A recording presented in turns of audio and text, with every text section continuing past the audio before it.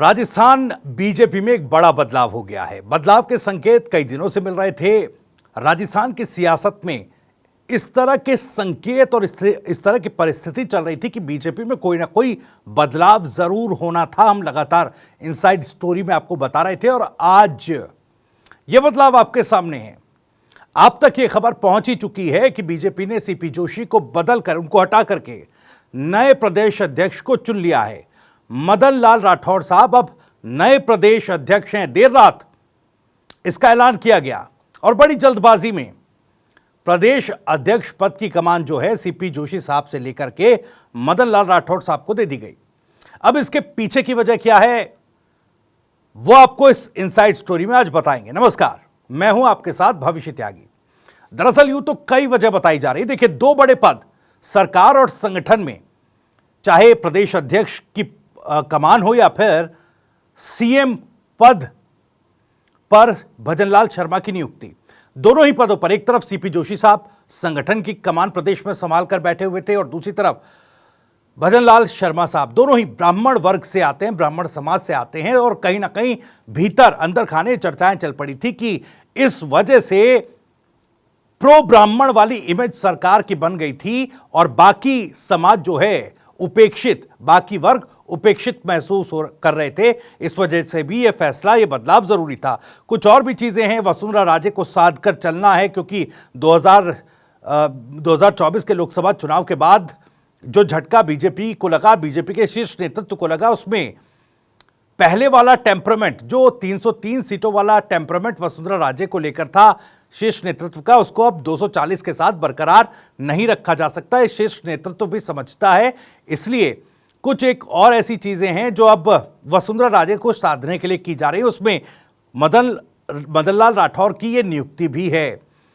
पुराने नेता जो हैं और नए नेता जो हैं, जो संगठन में जो नए नेताओं को आगे किया गया है, बड़े पदों पर कमान दी गई है, अब किस तरीके से संगठन और सरकार में सामंजस्य बैठाकर चला जाए, इसके तहत भी यह बदलाव हुआ है। खैर, मैं आपको डिटेल में समझाता हूं कि आखिर किन वजहों के चलते मदनलाल राठौर साहब को प्रदेश अध्यक्ष पद की कमान सौंपी गई है। देखिए, लोकसभा चुनाव में बीजेपी को जिन राज्यों में नुकसान उठाना पड़ा उसमें राजस्थान भी शामिल है। सूबे की 25 लोकसभा सीटें में से 12 सीटें गंवाने के बाद बीजेपी ने अब प्रदेश अध्यक्ष पद की कमान सीपी जोशी से लेकर राज्यसभा सांसद मदन राठौर को सौंप दी है। बीती रात बीजेपी ने राजस्थान के नए प्रदेश अध्यक्ष के तौर पर मदन लाल राठौर के नाम का ऐलान किया। इसके साथ ही बीजेपी ने अरुण सिंह की जगह पर राधा मोहन दास अग्रवाल को राज्य का प्रभारी बनाया, यानी कि प्रभारी पद पर भी कमान बदल दी गई है। अब आपको बता दें, देखिए, जिस तरीके से बदलाव हुआ राजस्थान में, बीजेपी के प्रदेश अध्यक्ष की कमान मदन राठौर को केवल कुछ एक चीजों को ध्यान में रखकर ही नहीं सौंपी गई, बल्कि इसके पीछे सोची समझी रणनीति है जिसके तहत उनकी नियुक्ति हुई है। बीजेपी ने मदन राठौर के जरिए अपने कोर वोट बैंक ओबीसी को साधने का दांव चला, तो साथ ही पार्टी और संघ बैकग्राउंड से आने वाले नेताओं को भी संदेश दिया है। जनसंघ से बीजेपी तक की यात्रा करने वाले मदन राठौर के पूर्व सीएम वसुंधरा राजे के साथ भी बेहतर संबंध रहे, जैसे मैंने आपको पहले बताया। इस तरह से बीजेपी ने राजस्थान विधानसभा उपचुनाव से पहले मदन राठौर को प्रदेश अध्यक्ष पद की कमान सौंपकर 5 सियासी संदेश देने की कोशिश की है। एक एक करके बताता हूं ये 5 संदेश क्या हैं और क्यों जरूरी है। तो सबसे पहला संदेश जो है वो ये है कि बीजेपी के प्रदेश अध्यक्ष मदन राठौर को आरएसएस बैकग्राउंड का होना उनके लिए फायदेमंद रहा और इसकी जरूरत भी इस वक्त सरकार को, संगठन को महसूस हो रही थी। मदन राठौर का जन्म 2 जुलाई 1954 को पाली जिले के रायपुर गांव में हुआ था। मदन राठौर शुरुआत से ही आरएसएस से जुड़े रहे हैं। राजस्थान यूनिवर्सिटी में ग्रेजुएशन के दिनों से ही वो राजनीति में सक्रिय होने लगे थे। 1970 के दशक में राष्ट्रीय स्वयंसेवक संघ के प्रचारक के रूप में उन्होंने अपनी पारी का आगाज किया था। राम जन्मभूमि के आंदोलन के वक्त उन्हें मथुरा के नरहोली थाने में गिरफ्तार किया गया था। मदन राठौर के बीजेपी प्रदेश अध्यक्ष बनने से राजस्थान में आरएसएस की ताकत बढ़ जाएगी और सियासी तौर पर वो पार्टी के लिए मुफीद हो सकता है। इसके अलावा दूसरा संकेत क्या है? देखिए, बीजेपी ने मदनलाल राठौर के जरिए ओबीसी वोट बैंक को साधने का दांव चल दिया है। कैसे, समझाते हैं आपको।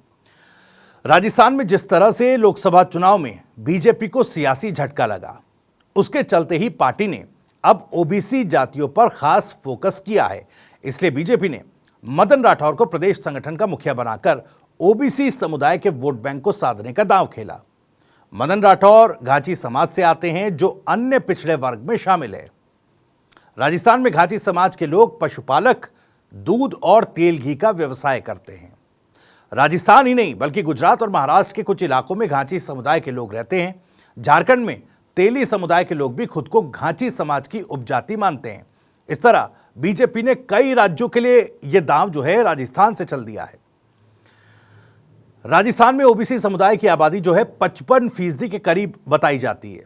राजस्थान को ओबीसी की प्रयोगशाला भी कहा जाता है, क्योंकि यहां 10 से 15 नहीं बल्कि पूरी 91 छोटी बड़ी जातियां हैं। देश के किसी राज्य में ओबीसी वोट बैंक में इस प्रकार सोशल इंजीनियरिंग कहीं पर भी नहीं है। ऐसे में पार्टी ने घाची समुदाय से आने वाले मदन राठौर के जरिए ओबीसी को साधने के लिए दांव खेला है। इतना ही नहीं, प्रदेश के 25 में से 12 सांसद ऐसे हैं जो ओबीसी समुदाय से आते हैं और 120 विधानसभा सीट पर उनका प्रभाव है। बीजेपी जो है ओबीसी वोटर के सहारे राजस्थान में अपना दबदबा जो है वो बनाए हुई है। इसके अलावा तीसरा संकेत आपको बताते हैं। दरअसल बीजेपी ने नए प्रदेश अध्यक्ष के सहारे सत्ता और संगठन में बैलेंस बनाने का प्लान जो है वो तैयार किया है। मदन राठौर को प्रदेश अध्यक्ष की कुर्सी सौंपकर बीजेपी ने राजस्थान में सत्ता और संगठन के बीच बैलेंस बनाने के साथ साथ सियासी समीकरणों को साधने का दांव भी चला। सत्ता की कमान ब्राह्मण समुदाय से आने वाले सीएम भजनलाल शर्मा के हाथों में है, इसलिए संगठन की जिम्मेदारी ब्राह्मण चेहरे सीपी जोशी से लेकर ओबीसी समुदाय से आने वाले मदन राठौर को सौंपी है। इस तरह से बीजेपी ने ब्राह्मण और ओबीसी के जरिए सूबे के सियासी समीकरणों को साधने की ये स्ट्रेटेजी बनाई है। साथ ही साथ सत्ता और संगठन के बीच राजनीतिक बैलेंस कैसे बने, उसके लिए भी एक्सपेरिमेंट किया गया है। मदन राठौर 80 के दशक में संघ से बीजेपी में आए हैं और उसके बाद जिला संगठन से अपना काम शुरू किया। इसके अलावा प्रदेश संगठन में भी अलग अलग पदों पर वो रहे हैं। सत्ता और संगठन में बैलेंस बनाने के अलावा चौथा संदेश इस नियुक्ति को लेकर क्या है? मदन लाल राठौर, इनकी नियुक्ति को वसुंधरा राजे के साथ बैलेंस बनाने के तौर पर भी देखा जा रहा है। मदन राठौर बीजेपी के दिग्गज नेताओं में शुमार किए जाते हैं और 2 बार के विधायक रह चुके हैं। पाली जिले की सुमेरपुर विधानसभा सीट से वो 2 बार चुने गए हैं। 2023 में वो विधानसभा चुनाव में पार्टी से टिकट की उम्मीद लगाए बैठे थे, लेकिन पार्टी ने उन्हें टिकट नहीं दिया, जिसके बाद उन्होंने बगावती रुख भी अपनाया था, जिसके चलते उन्होंने निर्दलीय चुनावी ताल ठोक दी थी। हालांकि उन्होंने पार्टी के नेतृत्व के बात करने के बाद अपना पर्चा वापस ले लिया, जिसके बाद उन्हें राज्यसभा भेजा गया और उन्हें अब प्रदेश अध्यक्ष की कमान सौंपी गई है। मदन राठौर के जरिए वसुंधरा राजे को भी साधने का दांव बीजेपी नेतृत्व ने चला है। इसकी वजह है कि राठौर को पूर्व सीएम वसुंधरा राजे का करीबी माना जाता है। 2018 में वसुंधरा राजे सरकार के दौरान मदन राठौर ने बीजेपी के उप मुख्य सचेतक की जिम्मेदारी संभाली थी। बीजेपी के दिग्गज नेता मुरली मनोहर जोशी और पीएम नरेंद्र मोदी के साथ मदन राठौर लाल चौक पर तिरंगा फहराने भी गए थे। इसके अलावा वो पीएम मोदी के सजातीय भी हैं। अब देखिए, महत्वपूर्ण संदेश कई हैं इस नियुक्ति को लेकर। एक 5वां संदेश और आपको बताता हूं। राजस्थान में आने वाले समय में 5 सीटों पर उपचुनाव होने हैं। उपचुनाव से पहले संगठन में बदलाव कर समीकरण अपने पाले में बीजेपी करना चाहती है। बीजेपी के प्रदेश अध्यक्ष की कमान मदन राठौर को ऐसे समय मिली जब राजस्थान की 5 विधानसभा सीटों पर उपचुनाव होने हैं। बीजेपी ने सीपी जोशी की जगह मदन राठौर को संगठन की बागडोर सौंपकर उपचुनाव में जीत दर्ज करने का दांव चला। लोकसभा चुनाव में मिली हार के बाद बीजेपी के लिए उपचुनाव जीतना काफी अहम हो गया है। ऐसे में बीजेपी ने संगठन का चेहरा बदलकर उपचुनाव में जीत का ताना बना बुना है। मदन राठौर खुद को पार्टी का सच्चा सिपाही बताते हुए उपचुनाव जीतने की हुंकार भी भर रहे हैं। उन्होंने साफ किया कि सरकार और संगठन के बीच बेहतर समन्वय बनाकर उपचुनाव जीतने की पूरी कोशिश करेंगे। इस तरह से उपचुनाव उनके लिए अग्नि परीक्षा भी है। देखना है कि किस तरह सियासी बैलेंस बनाकर वो चल पाते हैं। तो देखिए, कुल मिलाकर ये इस तरह के 4-5 संदेश बीजेपी ने दिए और प्रदेश में जिस तरीके के हालात, राजनीतिक हालात बीजेपी के लिए बने हुए हैं, उन सभी को टारगेट कर किस तरीके से सत्ता और संगठन में बैलेंस बनाए रखा जा सके, किस तरह से जो पुराने नेता हैं उनको भी अपने पाले में किया जा सके, जो उपेक्षित महसूस कर रहे हैं, यानी कि नए नेताओं के फ्रंट फुट पर आ जाने के बाद जो नेता खुद को उपेक्षित महसूस कर रहे हैं उनको भी साथ लेकर चला जा सके। क्योंकि मदन लाल राठौर पुराने नेता हैं, लंबे समय से संगठन से जुड़े हैं और काम करते आए हैं, तो नए से लेकर पुराने नेताओं में उनकी अच्छी पकड़ है।